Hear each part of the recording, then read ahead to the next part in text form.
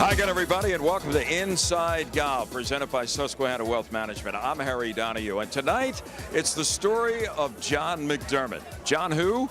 Well, if you're like a lot of people, even a lot of golfers, you probably have never heard of John McDermott. He's a Philadelphian.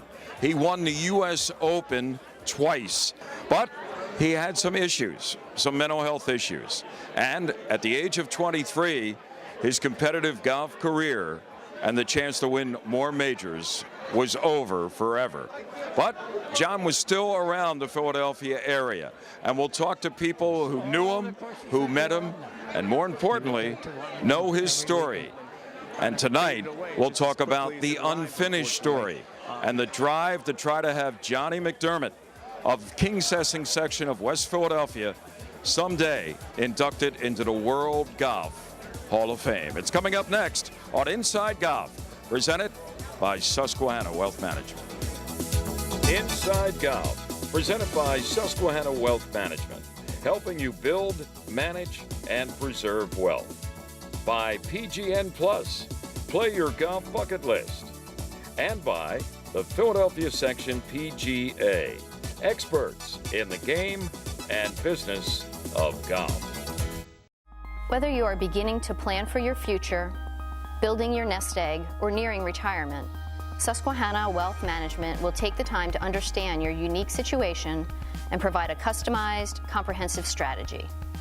From investment management and trust services to retirement planning for you or your business, we can help you develop a long-term plan to meet your specific financial goals. We understand that through life stages, your needs and financial objectives change. No matter where you are in life or how much wealth you have accumulated, we're always available to sit down with you to review your plan and adjust it as necessary. Susquehanna Wealth Management. Susquehanna Wealth Management, helping you build, manage, and preserve wealth. Golf is your passion. Each round is a unique experience with memories that last a lifetime. Make your next round one to remember with PGNplus.com, the Professional Golfers Network. Sign up for free for exclusive access to the best private courses in your area. Already a country club member? Go to PGNplus.com to learn how to take your membership further. Play your golf bucket list only on PGNplus.com. Book your tee time today.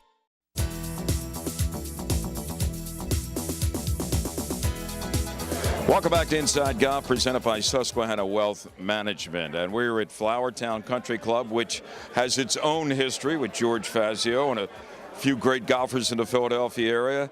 And the guy that can probably tell you as much about Philadelphia golf as anyone is Jim Finnegan. And Jim, pleasure to see you here tonight as John McDermott is inducted into the Montgomery County Hall of Fame. And, you know, if we're going to go to any resource to talk about John McDermott, you're at the top of the list. You're nice to say.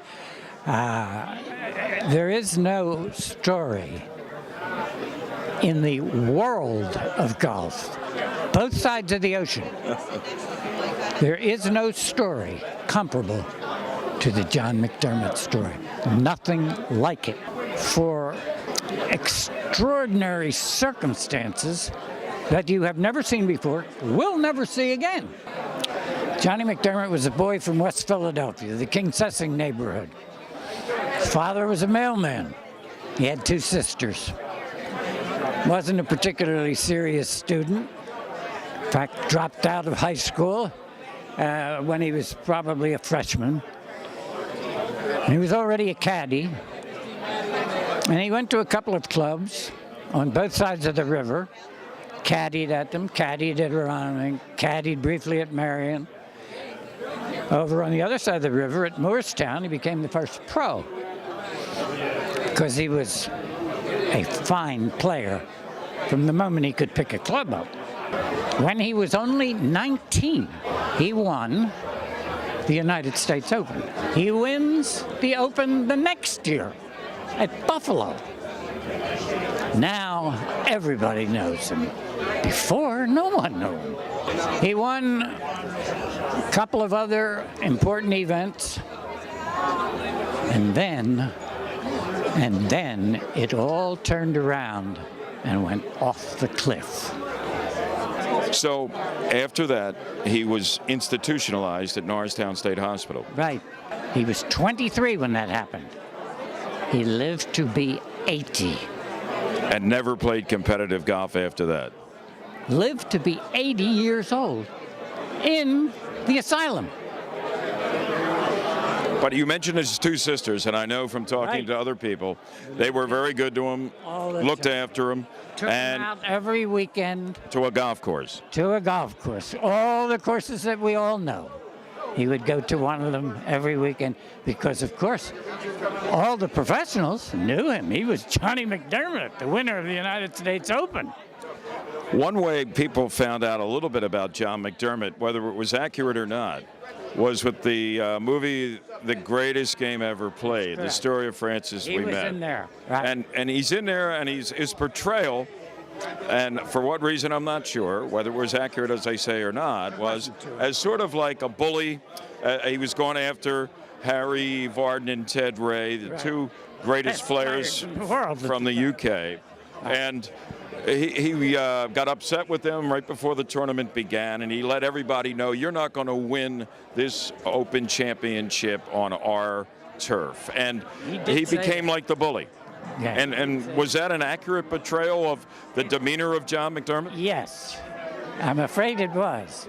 He was not an easy man to like. What would you say to those who perhaps question whether he belongs in the World Golf Hall of Fame? I would say that if they could get their hands on the only real account of his life and its pages, they wouldn't be 2 columns into it and they'd be saying, well, surely this fellow's in the Hall of Fame. Yeah, it's that powerful a story, and so deserving. I mean, he might not have been somebody you were dying to spend a month at Atlantic City with. He may not have been. But as far as command of the game, he deserves to be there. Everything. Every bit. Jim, it's a pleasure. Thank you for taking another trip down memory lane. I know you've done it for a lot of different golfers and a lot of different events, but this one is certainly worthy. And absolutely. If I never did another thing but helped get him the recognition, I'd say, well done. Well done, Jim Finnegan. Thank you. Right out. We're here with Pete Trenum, former head professional at St. David's for years and historian of Philadelphia golf. Pete, what is your first recollection of Johnny McDermott the first time you met him? Well, in 1966, I became the pro at St. David's, and his sisters used to get him pick him up from the hospital on the weekends and bring him around to visit the different clubs. And he would come into St. David's and just, that would be one of the stops on their little tour, and just come in to say hello. And he'd always ask, is Tommy there, who was the pro that had been at St. David's before me, but and I didn't know it at the time, but the reason he was asking for Tommy is because Tommy Robinson had worked for him at Atlantic City Country Club as an assistant. But now, how old would he have been at that time? He would have been in his late 70s then. Okay. And did you ever ask him about, winning the Open and playing against Vardon and Ray and all that? One day, I don't know how it got started, but I asked him, we got talking about Bobby Jones in my pro shop, and he said, I saw Jones at Marion the other day, and I think he's going to be pretty good. Unfortunately, with his situation, he didn't know what year it was.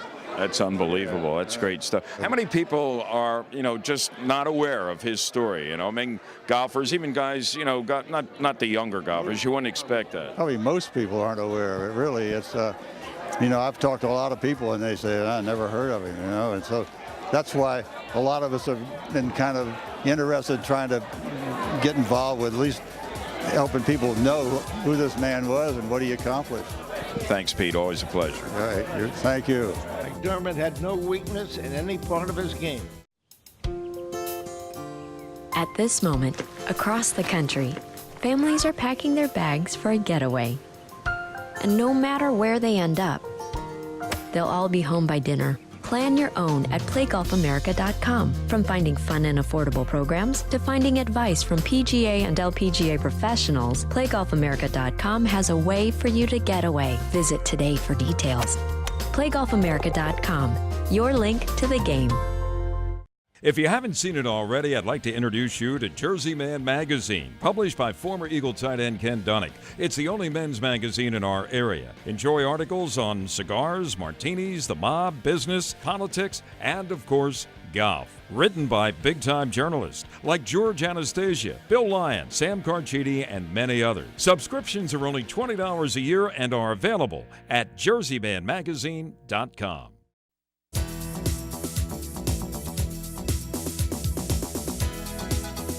Welcome back to Inside Golf, presented by Susquehanna Wealth Management.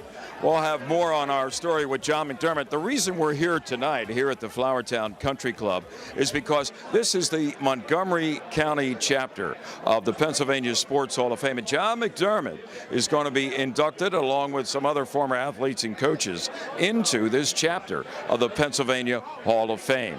But now, let's return to the story, the unfinished story, of Johnny McDermott, the first American ever to win the U.S. Open Golf Championship.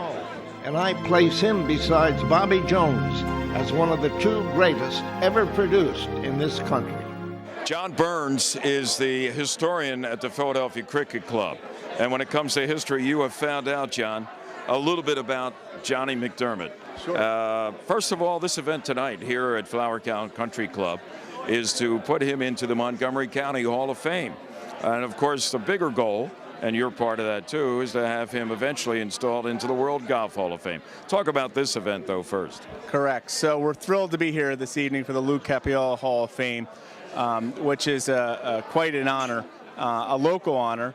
And we're really just thrilled to death to have Johnny McDermott finally recognized as one of our sports heroes, early sports heroes in America, and specifically bringing golf to America here. We've talked to Jim Finnegan and Pete Trenum about the early life of John McDermott in West Philadelphia, the King Sessing neighborhood. And the USGA has recognized his early roots and what he gave to that neighborhood and eventually gave to golf in America. Yes, so the USGA was just here last month where we had Johnny McDermott Day in Philadelphia. The mayor proclaimed it along with City Council. The USGA and PGA came down. We did a fitting tribute to Johnny with a historical marker from the Pennsylvania Historical Commission. We applied for it and got it on the first try, which is quite an accomplishment. And fitting enough, he's also the first golfer in the Commonwealth of Pennsylvania to be recognized with such an honor. If John McDermott had lived today without the issues that came upon him when he was, in his early, mid-20s, there'd be no problem getting him inducted probably into the World Golf Hall of Fame. Not only did he win the U.S. Open twice, back-to-back, almost won it 3 times, and all did it before he was 24 years old. You know what I like to say about John McDermott, and I'm sure you would agree, is with Jim Finnegan and Pete Trenum. It's the unfinished story that hopefully will have a very nice ending for him maybe at the World Golf Hall of Fame. Yeah, so, you know, I got to meet Pete and James Finnegan through this effort, along with some other people who really inspired me, and it's been a big part of gratification, if you will, in meeting all these phenomenal people in the game of golf. I mean, to me, they're legends, and really a story of redemption. You know, I think there was a lot of people that cared about Johnny, and all those people may be gone today. There's a new group of us that are trying to fulfill the mission of finally getting him his due. And potentially one day into the World Golf Hall of Fame. You know, we don't know the medical records and what the problems were with John McDermott, but probably it was one of those things that today maybe would have been handled differently. He wouldn't have to be institutionalized. Maybe with medication and treatment, he would have been back out winning major championships. Yeah, so I have some thoughts on that that's outlined in the book, but essentially it very much most likely would have been an outpatient type of situation today, very much treatable. And as you know, there's a stigma with mental illness back then, 100 years ago, as well as today. But if I told you 1 in 5 Americans has a mental illness of some kind, you'd be amazed. So unfortunately, it was a stereotype that he had to live with, and hopefully today's world is more accepting of the disease. And maybe somewhere down the line, maybe the stigma of John McDermott could be corrected. and he can be enshrined where he belongs, down in Jacksonville at that World Golf Hall of Fame. That's right, and even though the World Golf Hall of Fame is in Jacksonville, Florida, as you know, Harry, and I'm a big fan of your program, truly you could make a case that golf in America started right here in Philadelphia. Thanks, John. Thank you. Stay with us. More to come from here at the Flowertown Country Club. But first, we'll have our teed off panel. That's next here on Inside Golf, presented by Susquehanna Wealth Management. Well, Golf is your passion. Each round is a unique experience with memories that last a lifetime. Make your next round one to remember with PGNplus.com, the Professional Golfers Network. Sign up for free for exclusive access to the best private courses in your area. Already a country club member? Go to PGNplus.com to learn how to take your membership further. Play your golf bucket list only on PGNplus.com. Book your tee time today. When you step out, make sure you go all in. Because at Valley Forge Casino Resort, we're rolling out the action. And we'll bring it all to the table. So take us for a spin and go all in for the win. Valley Forge Casino Resort. It's safe, it's chic, and only a shuffle away from the main line.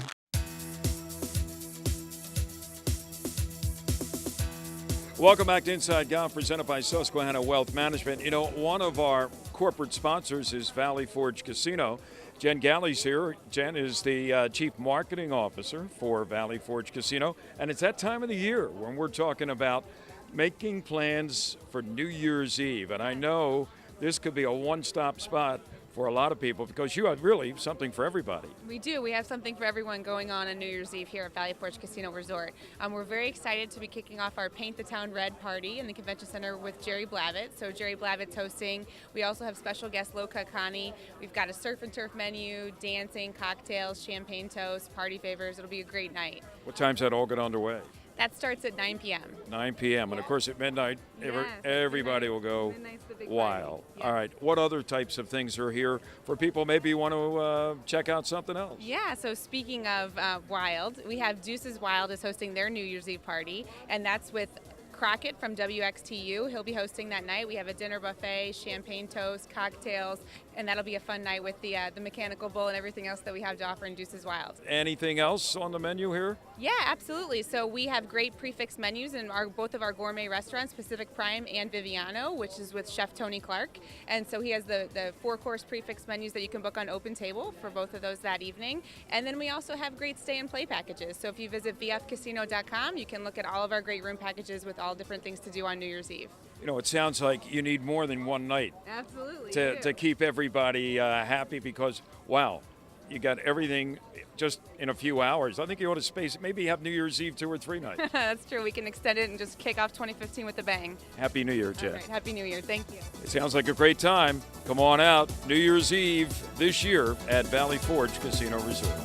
It is time for our teed off panel, and we are at the Valley Forge Casino. We are on the gaming floor here at the Valley Forge Casino Resort in King of Prussia. New venue for us, but we have some old favorites back here on the teed off panel, beginning with Ken Dunning.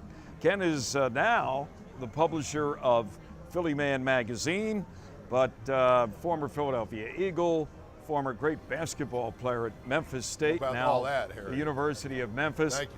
Always a pleasure to have Ken Dunning with us. Tom Karpus, head professional at Kennett Square Golf and Country Club, and he, of course, is no stranger to teed off. We're going to ask him about his recent experience at the Ryder Cup. He's a member, of course, of the Rules Committee for the PGA of America. And Harry Mays, who holds down fort every Monday through Friday on 97.5 The Fanatic from 10 a.m. to noon, and my partner also on Temple football broadcast. All right, gentlemen, Jordan Spieth has really finished up 2015 on fire. He won last week at Isleworth, almost lapped the field in that event. I think he won by 10 shots. The previous week he won down under in Australia, so he had to travel about 12,000 miles, and he left that field pretty much in his wake too. He won by 6 shots. Tom, Jordan Spieth is the hot guy on tour, isn't he? Well, he is right now. Keep in mind it's the end of the year. these guys are tired. They've been playing a lot of golf. The field at Isleworth is only 18 players. Not to say that, not to diminish what he accomplished, but I think what I want to see is the first full field event in Hawaii, California. Let's see what happens when he gets into the full field events. Is that what they call you, Doubting Thomas? Yes. Is that it? Harry, Yes. My personal over-under for tournament victories in 2015, now I'm just maybe riding a hot hand here, is 3 for Jordan Spieth, over-under. I'm going over. Over? Yeah, I'm buying Jordan Spieth right now. This guy's got an incredible game, and he's got the mental game too. I think this is the guy that has the sort of the inner metal of a champion that will win majors. And I'm not saying he's going to break through and win a major this year, but the way he's playing right now, I would not be surprised if he's in the mix at Augusta come April. Well, you know, that's the next major, obviously, but Kenny's only, what, 21, 22 years old? It seems like just yesterday he came on tour from the University of Texas. I remember him when he was in high school. I think he played in the Byron Nelson. He had to leave early to go to his prom, you know, and that's like 4 or 5 years ago. Well, he's obviously immensely talented, but the thing, like Harry, that gets me is he's incredibly calm and mature on the golf course, far beyond his years. I mean, he just looks very, very comfortable in that setting. And, you know, he's younger than my kids, so it shakes me up a little bit, but I certainly am impressed with just about everything about him. You ought to have your daughter's dating this kid. It wouldn't be a bad idea. Listen, we talked about how calm he was. How about during the Ryder Cup? Now, Tom Karpus was one of the rules officials. He went over on the charter. I mean, this guy lives big, folks. He was staying at Glen Eagles, and Jordan Spieth and Patrick Reed. Did you work with those guys at all? I did. I had their foursome match on Saturday. How was the chemistry between those? It was two? terrific. They were. I mean, they're two of the young, up and coming, good players, great players that are going to be a team. I think to put them together, it seemed to work, and I think you're going to see them together in future Ryder Cups. I really do. Even though you don't necessarily want to promote Jordan to the top of the class, we're going to see a lot to this kid over the next 15 years or so. I think you're going to see both of them. I'm not trying to diminish what he accomplished. No, I know. But with only 18 players, these guys at the end of the year are tired. Even going into the Ryder Cup, most of the players on both teams played either 8 or 9 weeks leading up to the Ryder Cup. Both teams were tired. What's the best part of Jordan's game that you saw from watching him there under pretty intense conditions? Well, I think his ball striking is very, very solid. That's what I see. And I like Ken said, I think he's a pretty cool customer. He's in the spotlight. He's young, but he's a veteran of college golf and a lot of competitive golf, which is a lot of these young players today. By the time they hit the PGA Tour, they've been under fire a lot. So it's not a real big deal to them. Right, and Harry, we saw Patrick Reed. He kind of got the crowd going a little bit. I think he got a big win on one hole, and he gave it the fist pump and like this. Yeah. Automatically, that puts a bullseye on him in front of that UK crowd. Well, he put it on himself too when he said about himself that he considers himself to be one of the top 5 players in the game a while ago, and that ruffled some feathers around the PGA Tour. But I like him. He's an emotional guy on tour, and actually his first win, I believe, was at Greensboro a few years ago when Spieth was trying to run him down. They finished 1-2 for Reed's first win. I like that kid. Talking about the coming season, you got Augusta as the perennial site of the Masters, the first major. Chambers Bay is going to be the U.S. Open. That's out near Seattle, Washington. And then they're going to Whistling Straits. We remember Dustin Johnson at Whistling Straits. You remember it well. And then back to St. Andrews for the Open Championship, actually, before the PGA. You think Jordan Spieth is going to win one of those times? Well, it's hard to say. I mean, majors are so competitive. He's definitely going to be in the mix. I mean, he's certainly one of the rising stars, up-and-coming players, and it would not surprise me to see him win one. Of course, it's pretty difficult to win more than one, as we know, but I certainly like his chances. If he had one to win, Tom, where would it be? My guess would be if he had one to win, I might pick him to win either at Chambers Bay. Texas player, wind player. Augusta, I'm not sure his ball flight. I mean, although we're splitting hairs. Harry? I'd pick US Open. One to win for Jordan Spieth. I think a good way to start it off would be at St. Andrews. Why not? the young guy at the old course. The old course. Yeah. It's a good way to finish. Thanks to our panel and the folks here at Valley Forge Casino Resort. Inside Golf continues with more in just a moment. The Valley Forge Casino Resort is the region's only full amenity gaming resort, and it's only seconds from the Pennsylvania Turnpike at King of Prussia. It features 600 slots, 50 table games, and there are nearly 500 guest rooms, plus 8 restaurants designed to meet all of your dining needs. Put the beautiful Valley Forge Casino Resort on your destination list. Whether you are beginning to plan for your future, building your nest egg, or nearing retirement, Susquehanna Wealth Management will take the time to understand your unique situation and provide a customized, comprehensive strategy. From investment management and trust services to retirement planning for you or your business, we can help you develop a long-term plan to meet your specific financial goals. We understand that through life stages, your needs and financial objectives change. No matter where you are in life or how much wealth you have accumulated, we're always available to sit down with you to review your plan and adjust it as necessary. Susquehanna Wealth Management. Susquehanna Wealth Management, helping you build, manage, and preserve wealth.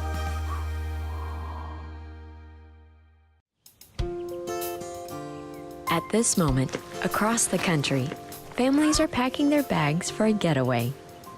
And no matter where they end up, they'll all be home by dinner. Plan your own at playgolfamerica.com. From finding fun and affordable programs to finding advice from PGA and LPGA professionals, playgolfamerica.com has a way for you to get away. Visit today for details. playgolfamerica.com, your link to the game.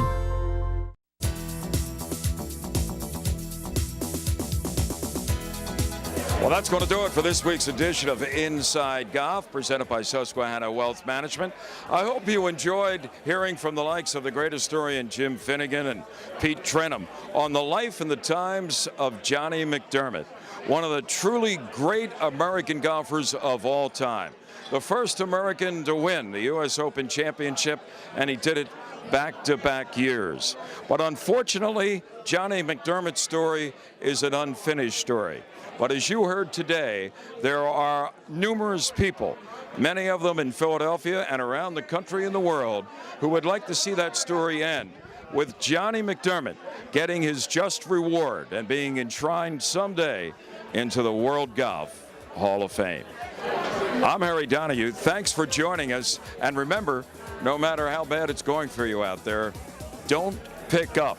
And maybe use Johnny McDermott as an inspiration to your own golf game. See you next time on Inside Golf, presented by Susquehanna Wealth Management. Inside Golf, presented by Susquehanna Wealth Management, helping you build, manage, and preserve wealth. By PGN Plus, play your golf bucket list. And by the Philadelphia Section PGA, experts in the game and business of golf.